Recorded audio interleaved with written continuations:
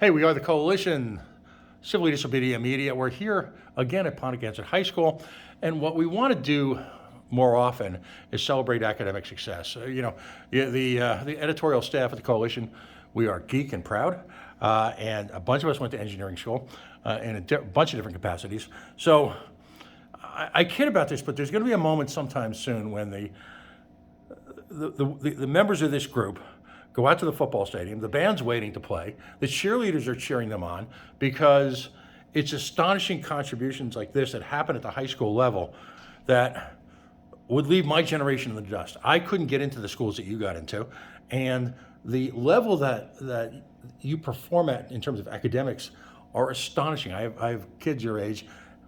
Again, it's just amazing how well students perform under a great deal of pressure and then perform at the college level based on the experiences that they had at great schools like Ponagansett. So I'm going to ask everybody to introduce themselves. Greg, you're the faculty advisor. Now explain the name. Okay, so Greg Coffey, the other Greg Gongaleski, is actually down in the lab letting the rest of the students in so that they can go home. And when the team was founded several years ago by these two members, we were thinking that we needed some kind of a name that was fairly memorable, but we didn't want it to be too whimsical. We were thinking aluminum this or chieftains or something or other.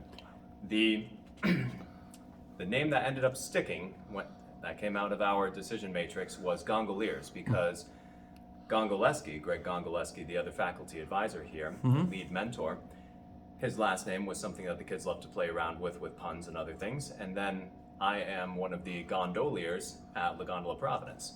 And Really? So, okay. Yeah. So that's how that came. It was the fusion of Gongaleski and gondolier for his name and my summer occupation. And that just stuck. It was the Gongoliers from then on. Excellent. Now, your first names? My name's Brad. My name's Michelle. You're the founders of this, and how would you say that your experiences with an organization like this help you academically in your further pursuits? You're a graduate of JWU, you're a graduate of WPI, you went engineering, you went pastry, which is outstanding. Thank you. But how did it impact your academic success? I would say more on kind of a social skills level, at least for me. Being a member of FIRST really got me to put myself out there in talking to other team members, other mentors, and especially judges. And it kind of gave me that practice and that experience in being comfortable public speaking and talking to people who I don't necessarily know, as well as some of the administration kind of tasks that we had to do. So preparing for awards, creating team media, team t-shirts, things like that, and kind of helped with all those skills, as well as giving me the interest and the drive to study and do well at academics to continue my career. And you, young man?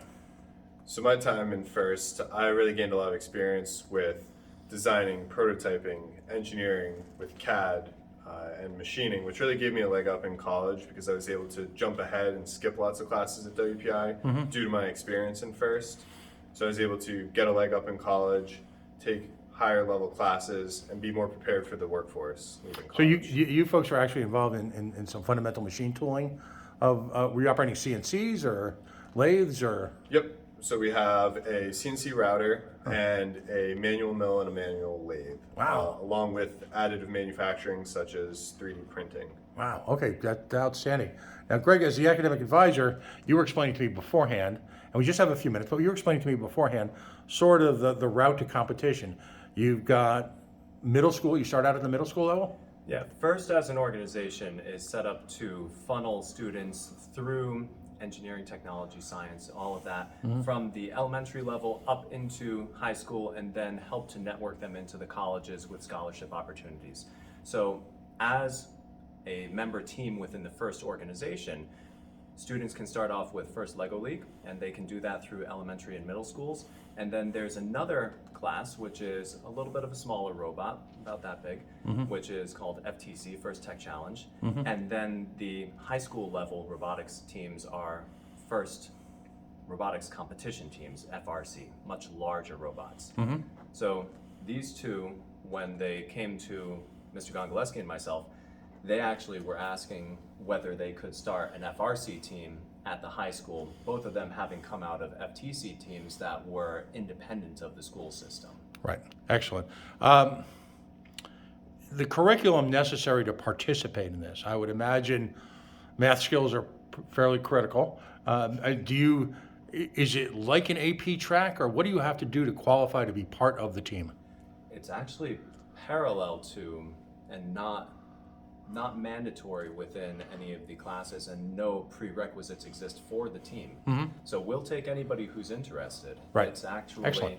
a co-curricular activity in the truest sense of the word. It's going to develop all of the skills that you need in parallel with your regular coursework, but you don't get a grade for it. It's just everybody doing it because they really want to. Excellent. And so have you found young people who may not have been on an engineering track or a science or a STEM track all of a sudden be drawn in because of their experiences with your robotics team? Yeah, Absolutely. certainly. We have, I believe, 85% of our students head to a technical or a science-based college, or head directly into the workforce with a science or manufacturing background.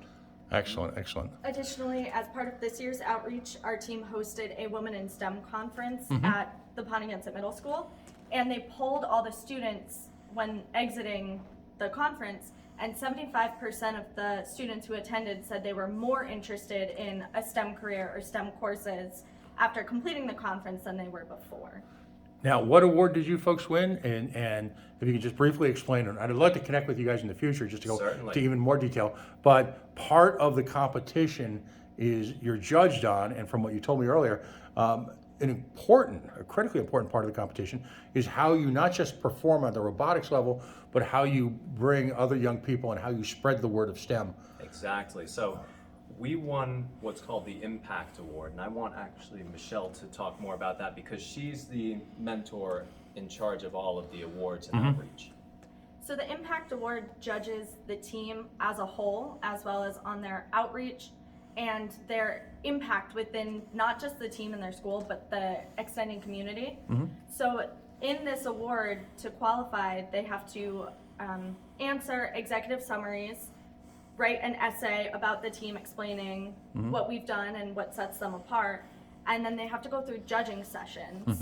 And so at competition, that includes a 5-minute presentation followed by Q&A with the judges, and they're put up against all the other teams applying and really just showcasing what they do to spread the message of FIRST. So in a very real sense, you're taking two very disparate talent sets and you're challenging students to incorporate both verbal skills and some fairly technical programming and math skills. Very much so. And anyone who's ever worked with metal or bended metal or molded metal knows, everyone always asks, where's that geometry ever going to work? It's critical part of that It is. calculation. Yeah, everything from the fabrication to the design that leads into the fabrication, all of the outreach, which is a lot of community involvement and community organization, and then documentation, which includes all the photography, the videography, running websites, running social media. So it's really a nice cross-cut of the typical skills that you would have going out into the population, into the working world. Right, so if you're working in a tech firm, you learn very quickly that documentation, particularly on technical documentation, is as or important as literally virtually every aspect. So writing skills, math skills, it brings it all together. Well, again, congratulations. There are a lot of academic success stories in the state. People are frustrated with education, but again, it's important that we take the deeper dive and look at what the teacher-student relationship is. What's your normal job here at the school? Do you teach? Oh, I teach physics classes, and I started off doing the engineering, but I'm the only physics certified teacher, so I've slowly become more and more just physics. Okay, and we all know that physics is fun. So Yes, indeed. Excellent. Well, again, congratulations. Thank you for your time. Thank you. And again, it's a wonderful success story. And much luck in the future, because I know you've got big plans for next year, right? Certainly. All right. Well, we'll stay in touch. We'll keep up with you on this. Perfect. Thank you. Thank you.